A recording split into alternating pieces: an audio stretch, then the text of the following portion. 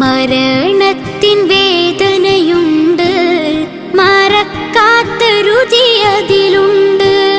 സഹിക്കുമോ വേദന കൊണ്ട്, തുണയ്ക്കുമോ റബ്ബിത് കണ്ട്.